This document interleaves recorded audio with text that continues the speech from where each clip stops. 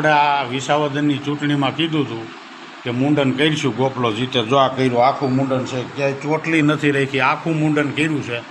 હવે મેં જીભ કઈસરી હતી એ મેં આ જનતાની સામે મેલું છું. ગોપાલ ઇટાલિયાએ જે વિસાવદરની અંદર જે જીભ કઈસરી છે જનતા સામે કે હું વિકાસ કરીશ, તો હવે ગોપાલ ઇટાલિયાને એની જીભ કસરા ઉપર એને ઊભું રહેવાનું. વિકાસ એને કરવો જ પડે.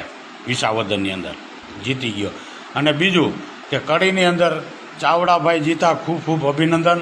અને ગોપાલ ઇટાલિયા જીતા, એને ખૂબ ખૂબ અભિનંદન. કોઈ ગોપાલ ઇટાલિયા મારો દુશ્મન નથી. રાજકારણ તો રિઝલ્ટ આવે ત્યાં લગીન હોય. અમુક સોશિયલ મીડિયામાં ચડી બેઠા છે, એને તો હું જવાબ દઈશ. અને એક બીજું મારા મિત્રોને કહેવાનું છે. હા, અને બીજું એક કહેવાનું છે જનતાને કે જો આપણે મુંડન કરી નાખ્યું, ઓરિજિનલ સનાતની કરુણાનિધિ ખાખી અમે ન રાખી, બાકી જીભ કઈસરીથી આ મુંડન કરી નાખ્યું.